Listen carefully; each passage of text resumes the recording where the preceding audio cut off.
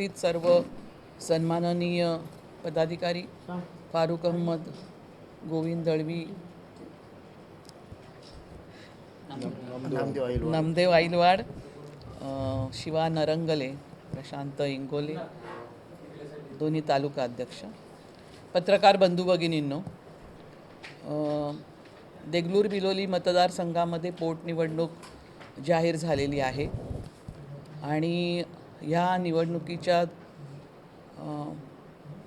मध्ये ही निवडणूक लढवण्यासाठी वंचित बहुजन आघाडी गेल्या काही दिवसांपासून त्या ठिकाणी संघटनात्मक बांधणी करत आहे.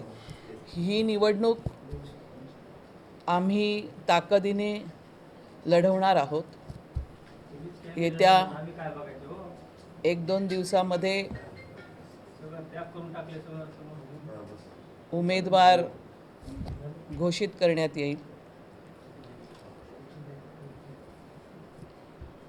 निवडणुकीच्या तयारीसाठी एकूणच पक्षबांधणी चांगल्या प्रकारे झालेली आहे. या ठिकाणी आपणाला माहिती आहे की महाराष्ट्राच्या राजकारणामध्ये वंचित बहुजन आघाडी हा एक मजबूत पर्याय, विरोधी पक्षाचा मजबूत पर्याय म्हणून पुढे येत आहे आणि या ठिकाणी जी बांधणी झालेली आहे त्याचा एक भाग म्हणजे जवळजवळ 100 ग्रामपंचायत सदस्य या देगलूर बिलोली भागामधून निवडून आलेले आहेत आणि त्याच्यामध्ये 3 ग्रामपंचायती पूर्णपणे वंचित बहुजन आघाडीच्या ताब्यात आहे. दुसऱ्या बाजूला या ठिकाणचा जो प्रस्थापित सत्ताधारी पक्ष आहे, या पक्षांनी या ठिकाणी अमाप निधी आला तरी ह्या भागाचा विकास झालेला नाही, घडवलेला नाही. आणि दुसरी महत्त्वाची गोष्ट म्हणजे की हा असा राखीव मतदारसंघ आहे की ज्यामध्ये ॲट्रॉसिटीचं प्रमाण देखील खूप जास्त आहे.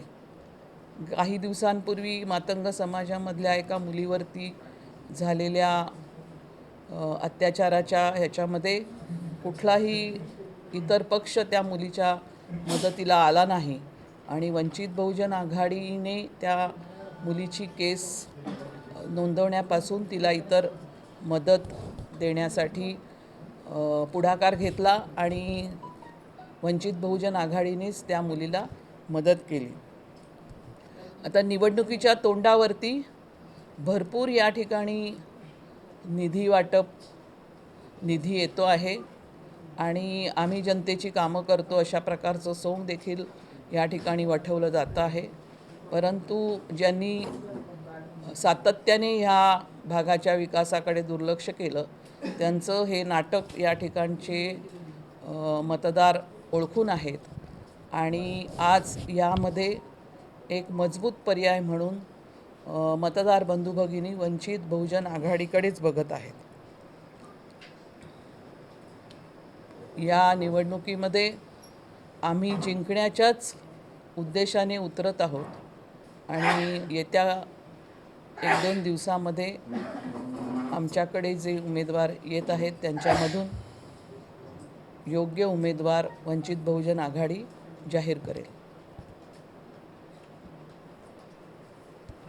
विद्यमान स्थितीमध्ये आपल्याकडे इच्छुकांची संख्या किती आहे आणि असेल तर त्यांची नावं काय काय?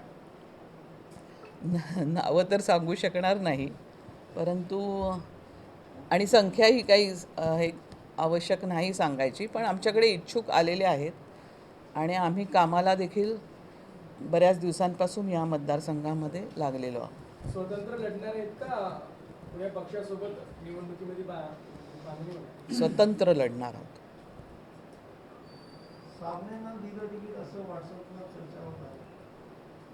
कोणाला? वंचित बहुजनने दिलं, भाजपने दिलं असं ऐकलं मी. निवडणूक तोंडावर तुमचा उमेदवार म्हणजे किती दिवसात जाईल? 2 दिवसात.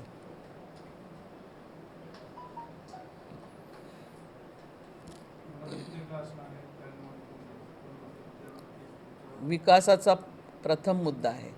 जो नांदेड जिल्ह्यामध्ये आम्ही लावून धरलेला आहे. इथे मोठ्या प्रमाणावरती आपण बघत असाल की नांदेड जिल्ह्यातल्या जनतेचे प्रश्न, नागरिकांचे जे प्रश्न आहेत ते उठवण्याचं काम वंचितच्याच माध्यमामधून होतं आहे. अतिशय लढाऊ आंदोलनं या ठिकाणी चालू आहेत आणि त्याचा परिणाम म्हणून मोठ्या प्रमाणावरती विविध समूह वंचित बहुजन आघाडीच्या प्रवाहामध्ये देखील येत आहेत असं चित्र आहे. बाळासाहेबांच्या काय प्रचार रॅली काय होती? बाळासाहेबांची प्रचार रॅली होईल की नाही हे मी आत्ता या ठिकाणी सांगू शकत नाही. ते त्यांच्या तब्येतीवर अवलंबून आहे. काय प्रमुख मुद्दा काय असेल तुमचा? प्रमुख मुद्दा विकासाचाच असेल, दुसरा मुद्दा ॲट्रॉसिटीचाही असेल.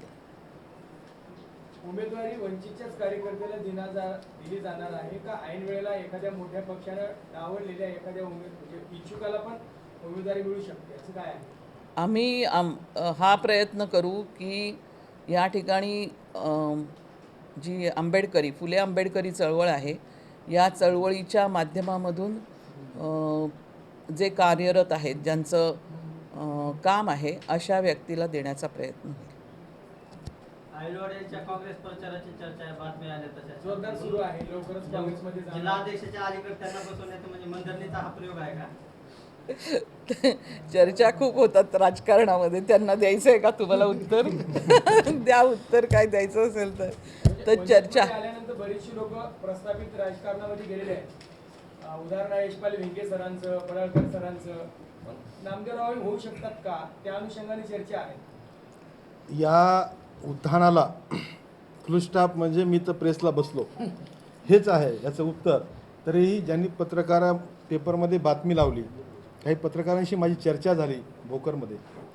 त्यांना विचारलं मी, बाबा तुम्ही बातमी ही कशी लावली?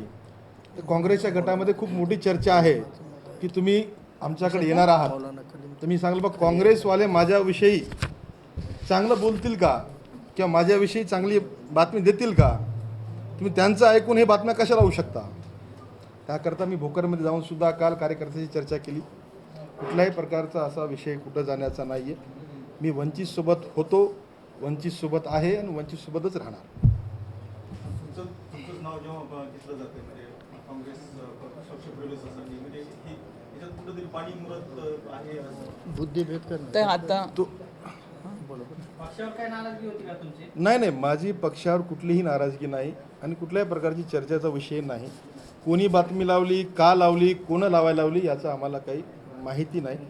आम्ही देगलूरमध्ये ताकदीनिश हे विधानसभा लढवणार आहोत, हाच उद्देश आहे आजचा प्रेस मागचा. आणि कुठलाही काँग्रेसचा किंवा BJPचा या राष्ट्रवादीचा कुठलाही पक्षाचा प्रवेश नाही. मतं गोठवण्यासाठी उमेदवार देत आहे की काय, म्हणजे आपला क्रायटेरिया आहे विजयी लक्ष ठेवून हे करणार आहात की काय फक्त इतरांची मतं गोठवण्यासाठी तुम्ही हे करणार? नाही, आम्ही विजयासाठी लढू ना. आमचा उमेदवार हा विजयासाठी लढणार.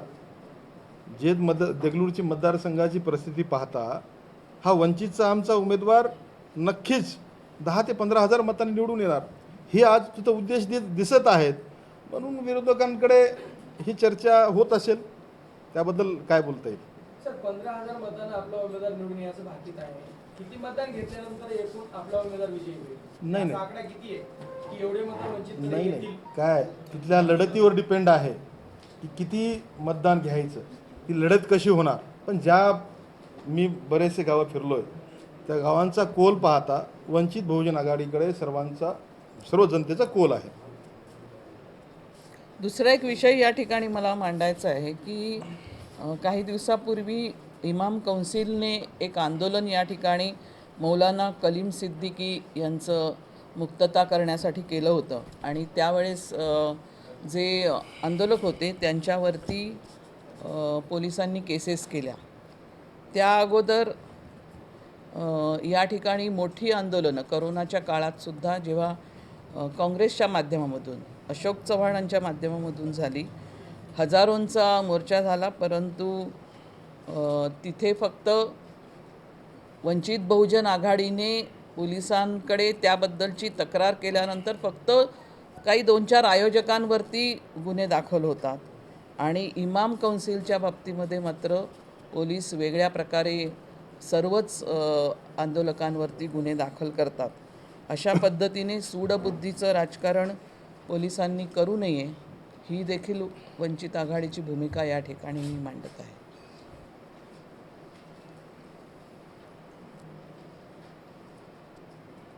ओबीसी आरक्षणाचा जो मुद्दा सुद्धा या निवडणुकीमध्ये त्या मुद्द्याला सुद्धा प्रयत्न करतो. कारण दोन्ही पक्ष जे बीजेपी आणि शिवसेना हे एकमेकांवर ढकलून ते सगळे मुद्दा थांबण्याचा प्रयत्न करतात. त्या मुद्द्यावरती वंचित बहुजन आघाडी पिंपरी चिंचवड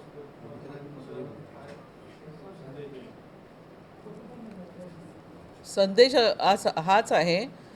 हा देखील मुद्दा महत्त्वाचा आहे. सध्या महाराष्ट्राच्या का देशाच्या राजकारणामध्ये ओबीसींच्या राष्ट्रीय जनगणनेचा मुद्दा हा प्रमुख मुद्दा बनलेला आहे.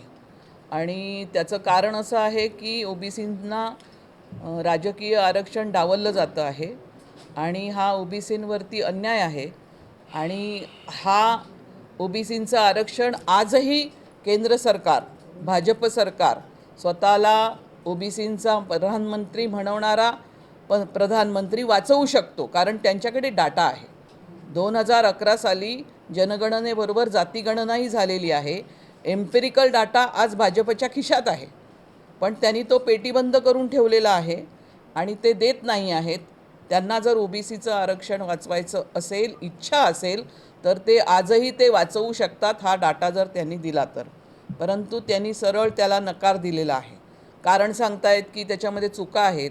मग ती गेली जी 3 वर्षापासून त्याची जी रिव्ह्यू कमिटी त्यांनी केलेली आहे त्याचा एकही मीटिंग झालेली नाही असा रिपोर्ट आपल्याकडे आलेला आहे. मग ह्या परिस्थितीमध्ये हा डाटा अडवून ठेवत आहेत ते. अशी जी सरकारं ओबीसी विरोधी आहेत तीच जर का राज्यावर आली तर ती ओबीसींचा हा डाटा खुला करणारच नाहीत. त्यामुळे राष्ट्रीय जनगणना झाली पाहिजे की ज्याची आकडेवारी ही खुली करावी लागते कायद्याने. संविधानाचा कायदाच आहे की राष्ट्रीय जनगणनेमधून जी आकडेवारी पुढे येते ती आकडेवारी देशासमोर ठेवावी लागते आणि ती नियोजनामध्ये आणि इतर अनेक गोष्टींसाठी वापरावी लागते. आज इतर गोष्टींसाठी हा डाटा वापरला जातो आहे, मोदी सरकार वापरतं आहे, पण आरक्षण वाचवण्यासाठी मात्र तो डाटा देत नाही. हे ओबीसींवरती अन्याय करणारं आहे आणि त्यामुळे ओबीसींची राष्ट्रीय जनगणना हाच त्याच्यावरती कायमचा उपाय आहे. कारण वारंवार आकडे काय, संख्या काय, लोकसंख्या काय, विकासाचं एकूण मोजमाप काय याच्याबद्दलच्या शंका उपस्थित करून कोर्टामध्ये आरक्षण अडचणीत आणलं जातं. हा जर का प्रश्न सुटायला हवा असेल तर राष्ट्रीय जनगणना झाली पाहिजे, त्याची मागणी वंचित बहुजन आघाडीने केलेली आहे. अध्यादेशाद्वारे किती दिवस म्हणजे ओबीसी आरक्षण टिकेल? अध्यादेशाद्वारे टिकणारच नाही. याचं कारण असं आहे की कोर्टामध्ये यांचं नेहमीच असं आहे की तात्पुरतं सोल्युशन दाखवायचं, मतं घ्यायची आणि निवडणुकीनंतर कोर्टामध्ये ते आपोआप चॅलेंज होतं आणि ते डिस्कार्ड होतं. अशीच मुळी ज्यांची रणनीती आहे, म्हणजे ज्यांचे हेतू शुद्ध नाहीत, त्यांनी आज तो मुद्दा पुढे आणला आहे कारण त्यांना आज परत ओबीसींची मतं हवी आहेत. पण जेन्युइनली हा प्रश्न सुटला पाहिजे, ओबीसींचा डाटा पुढे आला पाहिजे असं त्यांना वाटत नाही. एक त्याचं कारण असं आहे की हा डाटा पुढे आला तर एकूणच देशाच्या राजकारणामध्ये तो फार प्रक्षोभक डाटा असेल. सर, आपण जे मौलाना करीम सिद्दीकीच्या घाटक सर्व पक्ष आणि धार्मिक संघटना सर्वांनी मोर्चा काढला एक दिवस शुक्रवारी. त्यानंतर वजिराबादमध्ये गुन्हा नोंद झाला ज्याच्यात सोशल डिस्टन्स मास्क नाही. असा का होतो? मौलानाच्या विरोधात आल्यानंतर हा षडयंत्र आहे का? तुम्हाला काय वाटतं की नाही, उघड सांगतो तुम्हाला, नांदेड जिल्ह्यामधल्या पोलीस विभागानं निष्पक्ष राहिलं पाहिजे, तटस्थ राहिलं पाहिजे. जेव्हा वंचित बहुजन आघाडी डफली बजाव आंदोलन करते तेव्हा आयोजकांवर गुन्हे दाखल न करता आयोजकांसह सहभागी होण्यावर गुन्हे दाखल झालेत. जेव्हा आम्ही रस्त्यावर उतरून आंदोलन करतो आमच्या आयोजकांवर गुन्हे दाखल होतात आणि सहभागी झालेल्या नेत्यांवर होतात. परंतु जेव्हा ऐन कोविडच्या काळामध्ये NDCC बँकेच्या निवडणुकीनं अशोक चव्हाण सार्वजनिक ठिकाणी फटाक्याच्या आतिषबाजी करतात, भिंतीला लागून सरकारी दवाखाना होता, दररोज 50-60 लोक तिथं निधन होत होते, त्या काळामध्ये त्यांच्यावर गुन्हा दाखल झाला नाही. अशोक चव्हाणांनी महागाईच्या आडमध्ये नावानं एक मोठा हजारोंचा मोर्चा काढला स्वतः बैलगाडीवर बसून त्यांनी मिरवलं स्वतःला आणि तरीही त्यांच्यावर कोणता गुन्हा दाखल झाला नव्हता. वंचित बहुजन आघाडीनं आक्षेप घेतल्यानंतर गुन्हा दाखल होतो ते 4 लोकांवर आयोजक आहेत म्हणून. तेव्हा पोलीस म्हणतो कायद्यामध्ये आयोजकांवर गुन्हा दाखल करणं आहे. मग मौलाना कलीम सिद्दीकी यांच्या मुक्ततेसाठी ऑल इंडिया इमाम काउन्सिल आंदोलन करते, तेव्हा मग त्याच्यात सहभागी होणाऱ्यावर गुन्हे दाखल होतात आणि तेही सहभागी होणाऱ्यांमध्येही निवड चेहरे बघूनच गुन्हे दाखल होतात. म्हणजे पोलिसांचं राजकीय दबावापोटी सूडबुद्धीचं राजकारण पोलिसांनी करू नये ही चेतावणी प्रदेश अध्यक्ष रेखाताईंनी स्पष्ट शब्दामध्ये दिलेली आहे. अन्यथा पोलीस विभागाच्या विरोधामध्ये सुद्धा रस्त्यावर उतरून आम्ही आंदोलन करू. वंचितमुळे गुन्हा दाखल झाला असं वाटते का की मोठ्यामधून जे रॅलीवर नाही, काँग्रेसशिवाय इतर कोणत्याही लोकांनी आंदोलनं केले तर सहभागी होणाऱ्यावर तुम्ही गुन्हे दाखल करता आणि काँग्रेसच्या आंदोलनामध्ये गुन्हे दाखल करतच नाही. जेव्हा आम्ही आक्षेप घेतला तेव्हा गुन्हे दाखल होतात ते आयोजकांवर होतात. त्यामुळे हे सूडबुद्धीचं काम होतोय. राजकारणी पोलीस विभागाच्या आडमध्ये इतर पक्षांना रस्त्यावरचे आंदोलनं करू नये यासाठी दबाव बनवत आहेत. अजून एक आहे देगलूरमध्ये ज्या जिल्हाधिकाऱ्यांनी ज्या पद्धतीने 2 डोस लसाचे 2 मतदान म्हणजे यावं तर मतदारांना अशीच ते लागू करणार का आणि ते मतदार होणार का? त्यामुळं की जे बूथ प्रमुख असो सगळ्यांना 2 टिके झालेच पाहिजे अशी केलेले आहेत आव्हान. कोविडचा प्रसार रोखण्याकरिता जिल्हाधिकाऱ्यांनी ही भूमिका घेतली असेल तर हरकत नाही. परंतु जर कोणी 2 लस न घेतलेले जर त्यांनी नाकारले, रिजेक्ट केलं तर कोर्टामध्ये त्यासाठी न्याय मागता येईल. त्यामुळं आम्हाला याची खात्री आहे की असं कोणतंही बंधन आणि निर्णय आणि नियम हे प्रशासन लावू शकत नाही. हे निवडणूक आयोगानं घेतलेला निर्णय नाही आहे. त्यामुळे याच्यामध्ये कायद्यानं काही खूप जास्त आम्हाला गांभीर्य वाटत नाही आहे. मॅडम, देगलूर आणि बिलोली मतदारसंघात उमेदवार कसा देणार आहे? निवडलाय काँग्रेस? थोडा उशीर आले काही जण, काँग्रेसची प्रेस होती म्हणून. नाही, येत्या 2 दिवसामध्ये जे इच्छुक आहेत त्यांच्या मुलाखती होतील आणि आम्ही तो उमेदवार देऊ. आत्ता निवडलेला नाही, परंतु चळवळीतलाच फुले आंबेडकरी चळवळीमधलाच उमेदवार ह्या मतदारसंघासाठी आम्ही देऊ. निष्ठावंतांना देणार आहेत का आयाराम निष्ठावंत पण आपल्यामध्ये आहेत आणि त्यांनी उमेदवारी पण मागितली. तर निष्ठावंत ही फार वादग्रस्त संज्ञा आहे. त्यामुळे मॅडम, दुसरा एक प्रश्न असा आहे, आपण नाव गोपनीय ठेवले प्रश्न तुम्हाला असं वाटतं की बाबा की बंडखोर म्हणून नाव ओपन करत नाही का उमेदवार आज?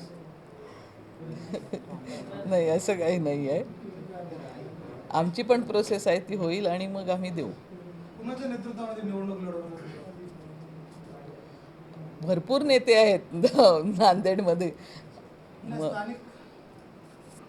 स्थानिक नेतृत्वामध्ये नाही, असं काही नाही. सर्व मिळून सामूहिक नेतृत्व आहे आमचं आणि सर्व मिळून आम्ही लढवू. या ठिकाणी उमेदवारी लढवलेले ऐलवाडांसारखे लोक आहेत, फारुख अहमदसारखे लोक आहेत, पदाधिकारी आहेत, राज्य कमिटीचे पदाधिकारी देखील इथे भरपूर आहेत, जिल्हाध्यक्ष आहेत. सगळ्यांच्या सामूहिक नेतृत्व. स्थानिक पातळीवर म्हणजे या निवडणुकीच्या अनुषंगाने काय काय द्यायचं देगलूर जिल्हा पातळीवर तुमच्या बैठका देगलूरला किंवा एखादा मेळावा किंवा असं काय काय झालं, काय तयारी केली का? बोलू. हां, बोला. देगलूर बिलोलीमध्ये आमच्या कार्यकर्त्यांचे अनेक बैठका झालेल्या आहेत, प्रशिक्षण झालेले आहेत, सर्कलनिहाय आमचे मेळावे झालेले आहेत. परंतु आम्ही सार्वजनिक केलं नाही कारण अनुभव असा आलेला आहे की सोशल मीडियावर जे प्रयत्न करतो त्या प्रयत्नांना तोडण्याचेच प्रयत्न जास्त होतात. म्हणून आम्ही 2 पद्धतीच्या यंत्रणा राबवलेल्या आहेत. जाहीररित्या प्रेस कॉन्फरन्स घेऊन वेळोवेळी देगलूरला बिलोलीला आम्ही पत्रकारांच्या माध्यमातून भूमिका मांडल्या तर आहेत, पण आम्ही शांततेनं खालच्या जमिनी पातळीपासून आमचं नेटवर्क मजबूत करण्याचं कामसुद्धा केलेलं आहे. कारण आतापर्यंत आमच्या पक्षाला ग्रामीण भागामध्ये हवं तसं बळ नव्हतं, परंतु 100 ग्रामपंचायत सदस्य एकट्या देगलूर बिलोली विधानसभेत आमच्या आहेत. 3 गावातल्या ग्रामपंचायती आमच्या ताब्यामध्ये आहेत. त्यामुळे यंदा खालपर्यंत आमची चांगली बांधणी झालेली आहे. मॅडम, तुम्ही मागच्या निवडणुकीमध्ये आपण पाहिजे स्थानिक लोकांना तुम्ही डावलून दुसऱ्या लोकांना तिथं प्रतिनिधित्व दिलं, त्यांच्या नेतृत्वामध्ये ती निवडणूक लढल्या गेली. या ठिकाणी आता तुम्ही म्हणता की बाहेरचे जे जिल्हाध्यक्ष आहेत, जे स्थानिक लोक आहेत त्यांना डावलून निवडणूक जर लढली तर पुनरावृत्ती होणार नाही असं नाही नाही, पंढरपूरमध्ये काय आपण बाहेरच्याला दिलेलं नव्हतं, बाहेरच्याला नाही दिलेलं. पण बुद्धिस्ट नेतृत्वाला बाजूला करून तिथं नाराजी होती बुद्धिस्ट लोकांची. तर इथं पण अशीच नाराजी सर, दिसून येते. सर्व ठिकाणी वेगवेगळ्या ठिकाणी पक्ष चालवताना आपल्या लक्षात येईल की नाराज गटही असतात आणि पक्षाबरोबर पण गट असतात. असं काही नाही, काही असतो नाराज समूह, पण म्हणून काही त्यांना डावलणं वगैरे असा विषय नसतो. आपण त्याच्या पलीकडे जाऊन पक्षाच्या हिताच्या दृष्टिकोनामधून निर्णय घ्यावे लागतात, त्या पद्धतीने घेतलेले असतात. म्हणून कोणाचं लांगुलचालनही त्या ठिकाणी होत नाही आणि कोणाला डावलण्याचाही विषय नसतो. दोन्ही त्याच्यामध्ये ॲड पण करा. एक मिनिट त्याच्यामध्ये ॲड पण करा. पंढरपूर ज्या जिल्ह्यामध्ये येते त्या सोलापूर जिल्ह्याचे दोन्ही जिल्हा अध्यक्ष बौद्ध समाजाचे आहेत. मंगळवेढा आणि पंढरपूर दोन्ही तालुक्याचे अध्यक्ष बौद्ध आहेत. मंगळवेढा आणि पंढरपूर दोन्ही आणि ते शहर दोन्ही अध्यक्षाचे बौद्ध आहेत. बरोबर, आणि ते सर्व त्याच्यामध्ये सहभागी होते.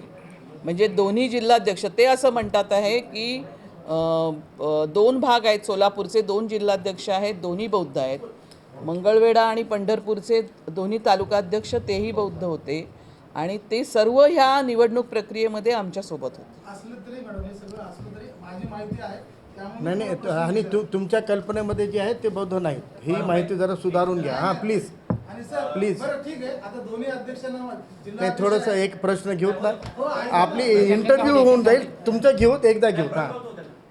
हां बोला.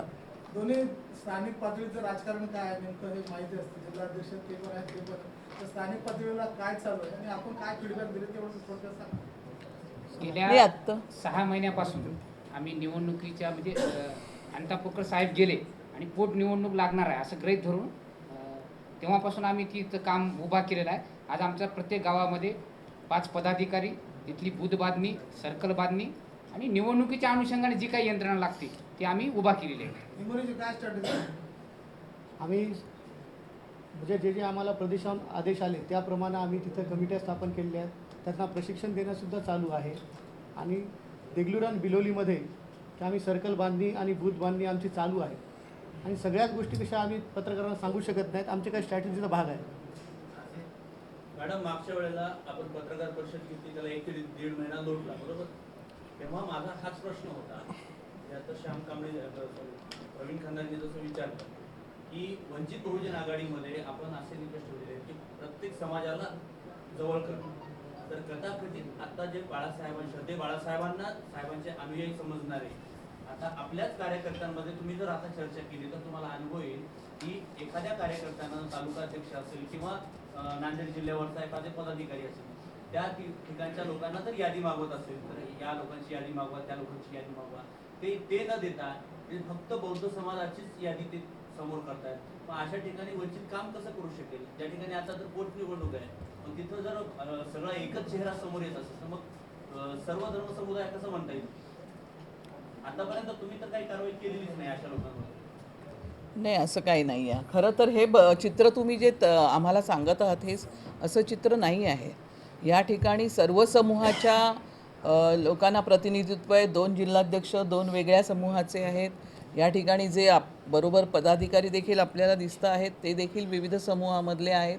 आणि स्थानिकच्या पातळीवरती ज्या ठिकाणी असं होतं त्या ठिकाणी कार्यकारिण्या म्हणजे सुरुवातीपासून जे बाळासाहेबांच्या सोबत काम केलेले काही लोक आहेत त्यांना असं वाटतं की आमच्या व्यतिरिक्त दुसरा कुठला समाजाचा व्यक्ती इथे येऊन आमच्यापेक्षा मोठा व्हावा असं त्यांना अजिबातच वाटत नाही, म्हणून वंचित अजून पुढे जाऊ शकत नाही.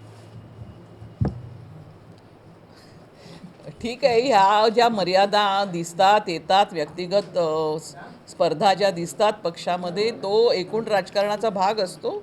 त्याच्यावरती कशी मात करायची हे पक्षाच्या हिताच्या दृष्टिकोनामधून आम्ही विचार करू. मॅडम, जिल्ह्यामध्ये पाऊस जास्त पडलेला आहे, दुष्काळ जाहीर करावा अशी मागणी आहे. वंचित बहुजन आघाडीची काय भूमिका आहे या संदर्भात? आम्ही केलेली आहे मागणी. आम्ही मागणी केली, सरकारला पत्रही दिलेलं आहे. सरकारने पत्राची दखलही घेतलेली आहे आणि आम्हाला असं पत्रही परत पाठवलेलं आहे की कृषी मंत्र्यांकडे आम्ही जी केलेली मागणी आहे, आम्ही अशी मागणी केली तिथे की जे 33% नुकसान भरपाईच्या बाबतीमधले जे निकष आहेत त्याहीपेक्षा खूप मोठ्या प्रमाणावरती हानी आणि नुकसान झालेलं आहे शेतकऱ्यांचं. त्यामुळे सरसकट ओला दुष्काळ जाहीर करून ज्या ठिकाणी अधिक हानी झालेली आहे त्या ठिकाणी हेक्टरी 1,00,000 रुपये आणि ज्या ठिकाणी मर्यादित स्वरूपात झालेली आहे त्या ठिकाणी 50,000 रुपये हेक्टरी हे शेतकऱ्यांच्या खात्यामध्ये जमा करावेत. ही मागणी आम्ही पत्र लिहून महाराष्ट्राच्या मुख्यमंत्र्यांना आणि कृषी मंत्र्यांना केलेली आहे. दुसरी एक मागणी केलेली आहे की शेतकरी अडचणीत सापडलेलं असताना त्याला वीज बिलाच्यासाठी नाडलं जातं आहे, हे देखील बंद व्हावं आणि वीज बिल माफी व्हावी. अशा 2 मागण्या आम्ही याच्यात केल्या आहेत. पण शेतकऱ्यांच्या बाबतीत सगळीकडे प्रश्न उपस्थित केला जातो. शेतकऱ्यांच्या थेट खात्यात पैसे जमा करा, पण ज्या शेतीवर अवलंबून शेतमजूर आहेत ग्रामीण भागातल्या, त्या शेतमजुरांची सुद्धा चूल बंद आहे. आणि शेतकऱ्यांना जर आर्थिक मदत मिळत असेल तर ज्यांचा उदरनिर्वाह ज्या शेतीवर अवलंबून आहे त्या कामगारांचं काय? त्यांच्याच बाबतीत ते निवेदन दिले. कामगारांनाही दिला पाहिजे. कुठल्याच राजकीय पक्षाकडनं, कुठल्याच प्रदेश कमिटीकडनं कोणाचं सांगा ना. नाही कामगार वाऱ्यावर आहे का या देशात? नांदेडच्या जिल्हाध्यक्षांनी स्वतः कलेक्टरला आणि डेप्युटी कलेक्टरला 2 ठिकाणाहून जे निवेदन दिलं आणि मूळ आमचा पक्ष शेतमजुरांची बाजू घेणार आहे. त्याच्यामध्ये प्रामुख्याने आम्ही शेतमजुरांना विशेष पॅकेजच्या अंतर्गत त्यांच्यापर्यंत मदत पोहोचवण्याची यंत्रणा शासनानं उभी करावी, हे पण मागणी केलेली आहे. लॉकडाऊनच्या काळामध्ये आपण केलं पहिलं आंदोलन त्याच्याच बाबतीत केलं. यावेळी जसं शेतकऱ्यांना 50,000 रुपयाचा आकडा बाहेर येतो की प्रत्येक राजकीय पक्षाकडनं शेतकऱ्यांच्या बँक खात्यात 50,000 रुपये जमा करा अशी मागणी केली जाते. तसं कामगारांच्या खात्यात किती रुपये जमा करायची त्याची मागणी कुठून होणार आणि कोणी करणार, कशी करणार? हे तर लॉकडाऊन मध्येच केली आपण. हो, ते इव्हन लॉकडाऊनमध्ये पण मध्येच केली सुरुवात. शेतमजुरांबद्दल आणि त्याच्या पुढचा जाऊन तुम्हाला सांगते की ते अनेक वेळा इथे पंचनामे करतात. मागच्या वेळेस अतिवृष्टी झाली परंतु त्यांनी एकही पैसा दिलेला नाही. हे आत्तापर्यंतचा अनुभव आहे. त्यामुळे मागणी आहे ती मागणीच राहू नये एवढीच आमची विनंती आहे सरकारला.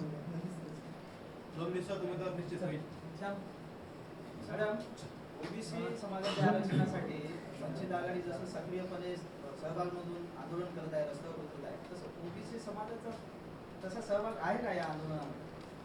आंदोलक सगळे जयभीमनगर आंबेडकर नगरचे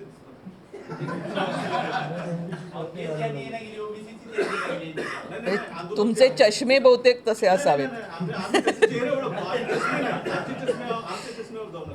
आम्ही त्यांचे आंदोलकांचे चेहरे ओळखतो. आम्ही जयभीमनगर आंबेडकर काही चेहऱ्यांची ओळख नाही पटली. त्याच्यामध्ये ओबीसी समाज, भटका समाज, सर्व मुस्लिम समाज आंदोलनामध्ये होता. जे पदाधिकारी आहेत, जे मी काय म्हणालो, तेच लोक असतात. बाकी ओबीसी नाही मी सांगालो ओबीसी, भटके आणि मुस्लिम त्याच आंदोलनामध्ये त्या फोटोमध्ये खूप आहेत.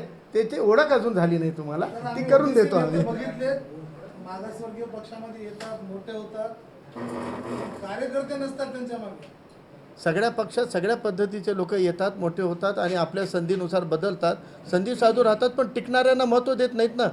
गेलेल्या भिंगेला जेवढं आपण आठवण काढतो, टिकलेल्या शिवानरंगलेला, टिकलेल्या आईलवाडला, टिकलेल्या फारुकला तेवढंच आपण महत्त्व देत नाही. तेवढे आपली बाजू जरा कमजोर आहे. नाही आणि सर्वात महत्त्वाची गोष्ट म्हणजे हे आयाराम गयाराम कुठल्या पक्षामध्ये नाही आहेत, सर्व पक्षामध्ये आहे. ज्यांना केवळ विचाराशी काही घेणं देणं नाही, केवळ सत्ता पाहिजे आहे, निवडणुकांमध्येच इंटरेस्ट आहे, असा एक वर्ग आपल्या राजकारणामध्ये आहे. तो आयाराम गयारामचा वर्ग प्रत्येक पक्षामध्ये राहणारच आहे. दो दिन